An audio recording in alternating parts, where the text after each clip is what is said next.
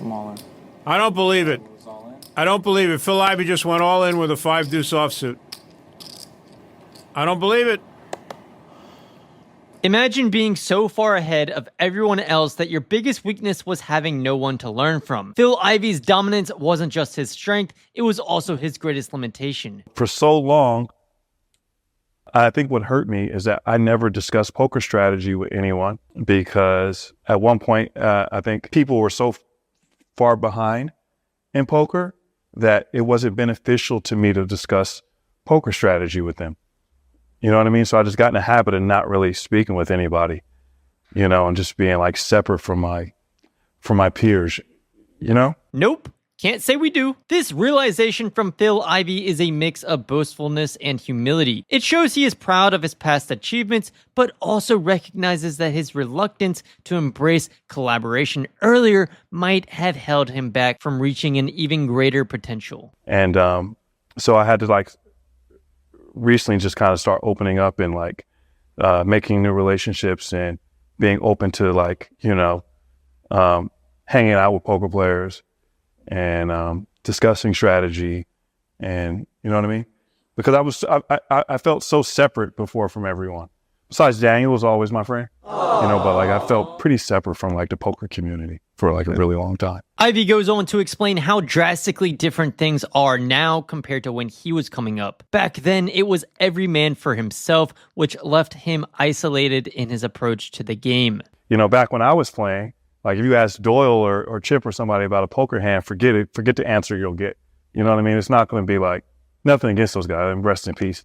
But like, you know, the old school players are not going to, they don't have your, it was kind of like everybody for themselves type deal when I came up, right? Like, I want to beat you out of your money, and I'm going to do whatever it takes to beat you out of your money.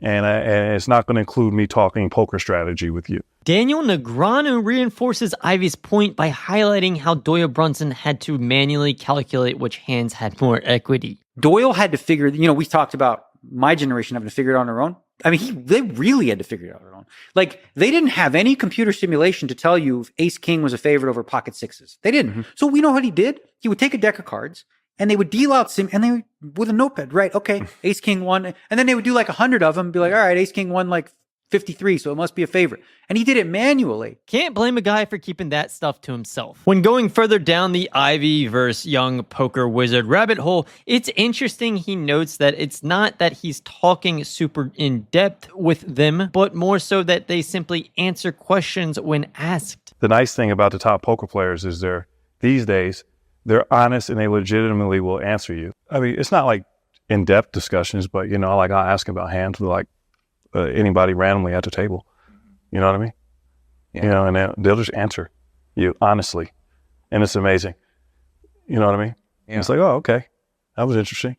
You know what I mean? Nobody asked me about hands though. So that might be a bad sign. You're asking about hands. They probably think you're not. They probably think like, yeah, well, they're like, huh? The last thing you think if you ask Ivey about a hand, he's going to give you the in-depth strategy. Nobody, I know, but I'm just saying, like, it's not like none of these young guys are like, hey, how do you play this hand? Never. You know, but I asked them. Yeah.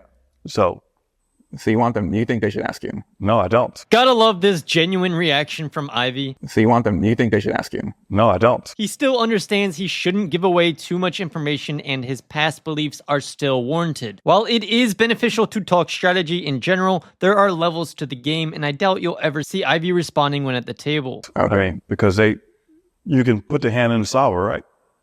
But yeah, the Ivey solver is a different solver, though. You know, you got to have. I mean, I have the different reasons for doing different things, but sometimes it's wrong. It's not like I'm always right, right? Sure. Phil Ivey deep in the tank again.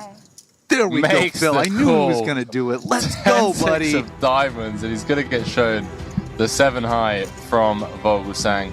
That's my guy. Let's go, Phil Ivey. Beyond Ivey's renown, intuition, and decades of experience, he possesses another superpower that most people can only dream of: the ability to ignore the noise. You're really not on Twitter, huh? You don't go on social media? I don't even have my Twitter password. You don't even go. So I don't even know how to log on. It was like such a social media is like so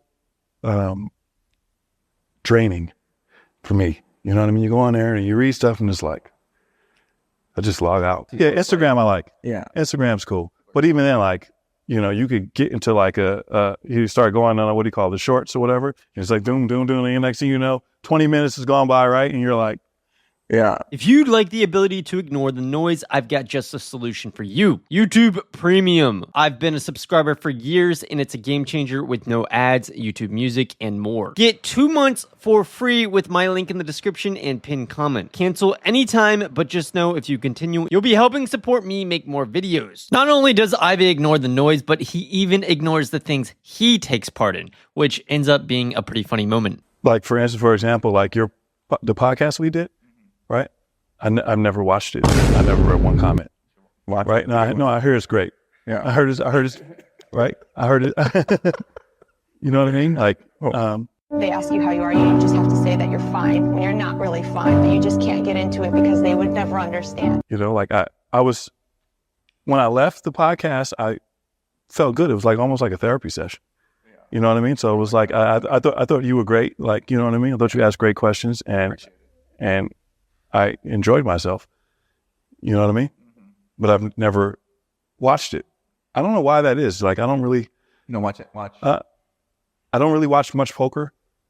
You know, like very rarely will I watch something unless I'm very curious about a hand. Ivey finally touches on his past controversies such as the Baccarat scandal, taking his usual approach of ignore. I think it has helped me like that. I don't read comments. I'm not on social media reading this stuff. You know what I mean? Because, you know, I've obviously had some controversies also, right?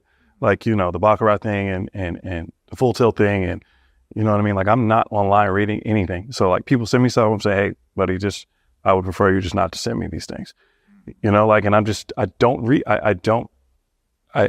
don't read these things because I don't know. I just don't want it in my head. Yeah. You know what I mean? So it's just better just not to even like read it and just accept things as they are. That's the thing about social media. And then people will say things on social media that they wouldn't dare say if you're like looking them in the eye. You know what I mean? After that hard statement, the interview concludes with some great advice from a legend on bankroll management. One piece of advice to the fans: play within your means. You know what I mean? Poker's a fantastic game, but you know, you don't want to play more than your bankroll will allow. You know what I mean? You want it to be an enjoyable experience where you are able to play consistently and not put too much at risk to where it affects your life, right? Like, it's a great hobby to have and it's fantastic, but you know, I've seen people go too far. So I think that, you know, I think it's super important to play within your means. Yeah, but I have people in my family that play poker, not to like, you know, that play poker that don't win, but it's a hobby for them and they don't, you know, they don't overdo it. You know, it's like shopping or, you know what I mean? They don't win. Not everybody's going to win. You know what I mean? But they enjoy it and they play and they have a certain amount aside per month, and that's what they play with, and that's their fun. Maybe you get to where it's a profitable hobby. That's always great. But you know, that doesn't happen for everyone. Poker, you're gonna need to be willing to make mistakes. I'm the type of player that learns from making mistakes. You know, like, oh, okay, that makes sense why you shouldn't do that. But then when they explain it on a technical level, then it really makes even more sense.